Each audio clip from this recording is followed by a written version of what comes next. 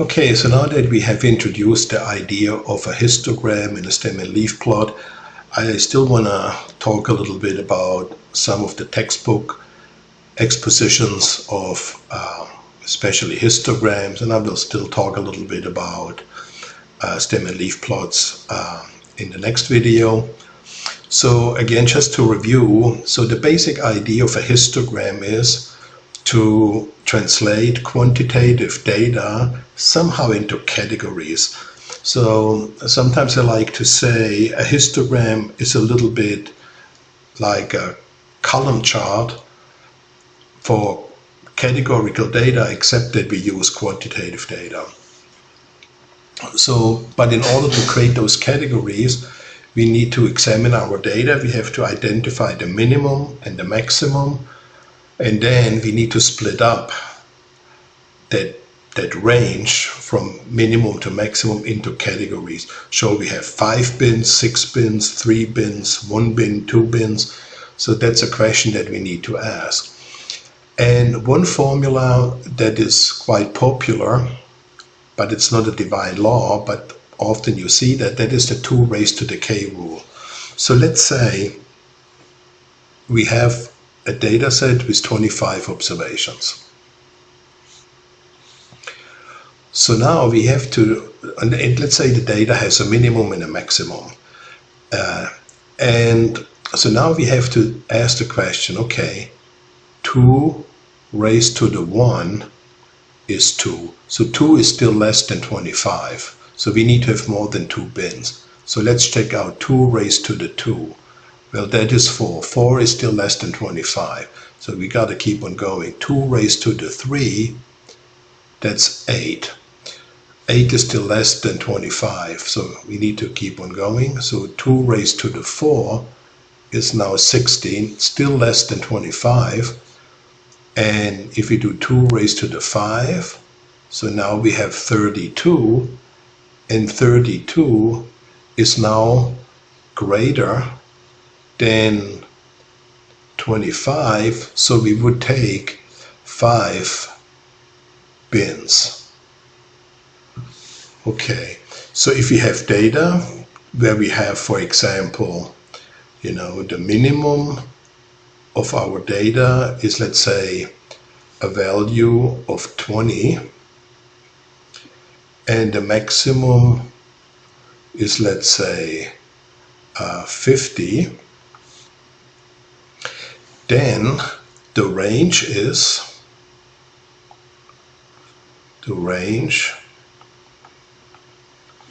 would be 50 minus 20, 30, and now we would have to split up that range of 30 into 5 categories, because we have decided we have k equals 5 data categories or classes. Okay, so in this case, the first class would be something like, let's call it k1, that would go from 20 to 26. The second class or second category would go from like 26 to 32. The third would go from 32 to 38. And the fourth would go from 38 to 44. And the final class would capture all the observations between 44 and 50. So that is the idea, and let's just do quickly another example, but I'll just erase this here again.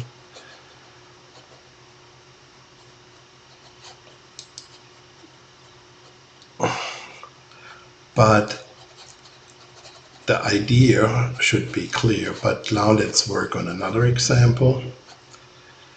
So assume that we have 65 observations, and so now we would have to create 7 classes. Why? So if n is 65,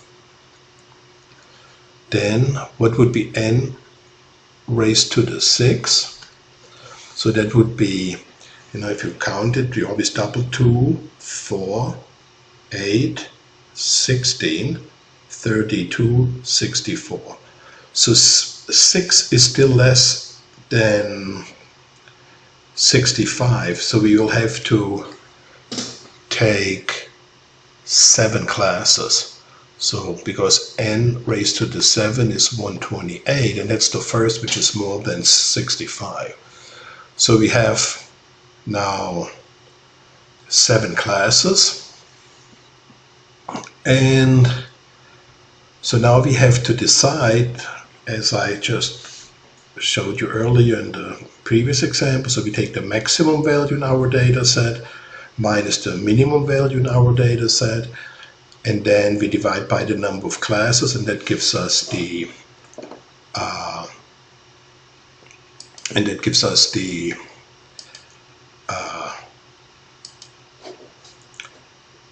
number of categories and ranges. So let's just do an example here. So I have here 25 grades, and what we need to do is we need to create a histogram. So we have 25 grades, so n, the sample size, if you want to, is 25. Okay, so how many classes do we need? So we need to find which 2 raised to the k is greater than 25. So now we do 2, 4, 8, 16, 32. So that would be 5, because 2 to the 4 is 2, 4, 8, 16. But 2 raised to the 5 is 32, and 32, 2 raised to the 5 is the first result which is greater than the 25. So we have to take 5 classes. Okay, so k is 25. So the first is, how many classes do we create? And actually, no, not 25, it's 5. So the answer is 5.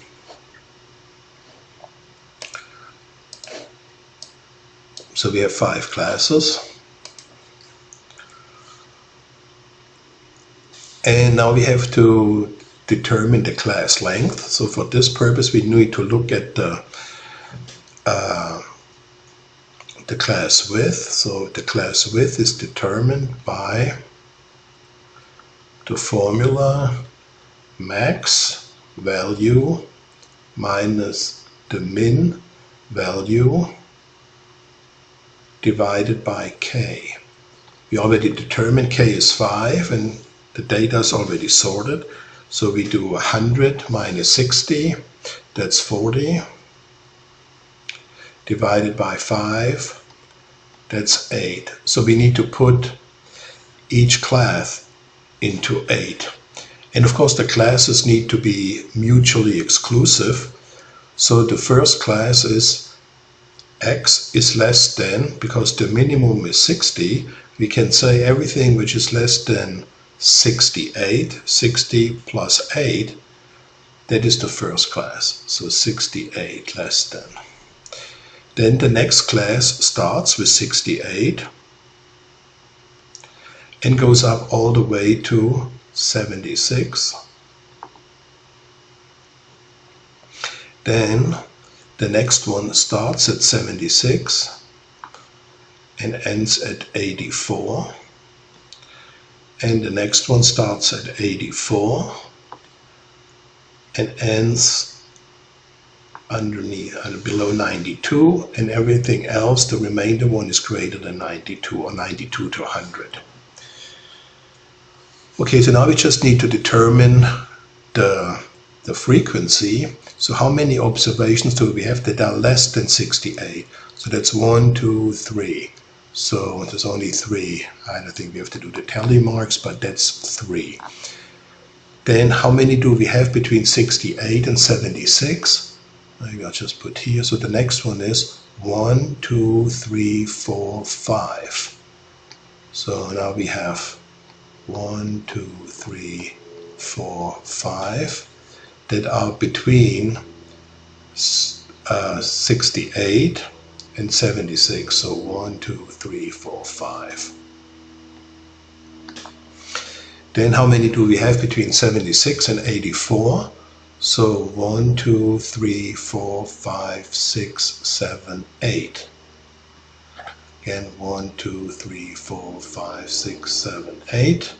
Well, now if you want to do the tally marks, 5, 8. How many do we have between 84 and 92?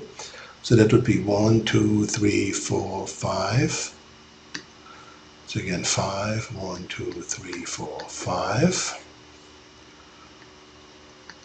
And then how many do we have that are more than 92? 1, 2, 3, 4.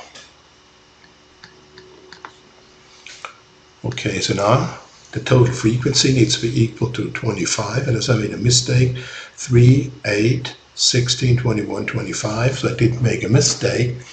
So now I can fill out that histogram. So the first, everything between 60 and 68. So that's the first range, and here we would have 76. Here we would put 84, and here 92. So the first column gets a height of 3.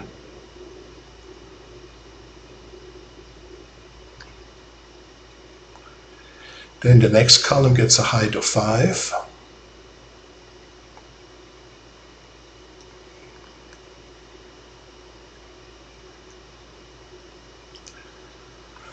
The next column gets between 76 and 84 gets a height of 8.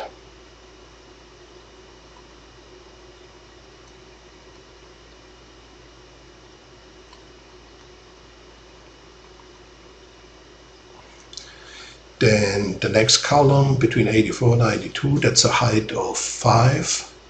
So 3, 5, 8, and now another one with 5.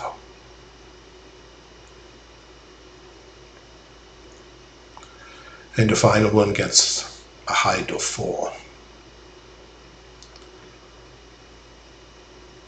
Okay, then if you want to, you can color it, and that would be a histogram if you do it manually.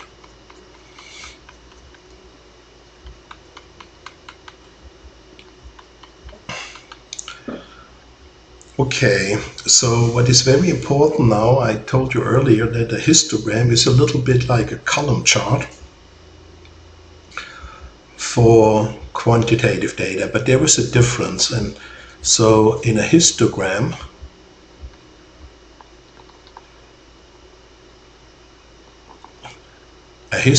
looks like this.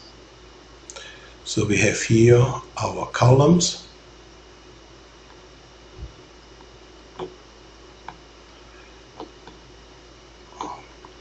And the point is there is no space in between because the data is quantitative, so we can't really say, let's say there is data with decimals, so let's say there's no difference between, let's say, a 67.999 and a 68, so that all touches. So in a histogram, what's important is there are no spaces. But in a column chart, we have spaces. So a column chart, we have like a category, like let's say blue eyes, but then there's a space, and then we have the next category, people with green eyes, and then we have another category with people having brown eyes, and so on. So a column chart has spaces between. So that's an important distinction, but generally a histogram is a little bit like a column chart just for quantitative data, and there is no space between the columns. But when you do a column chart for categorical data, than there is. Okay, so I'll just stop here, and in the next video I'll still talk a little bit about stem and leaf plots, and we also do an example there.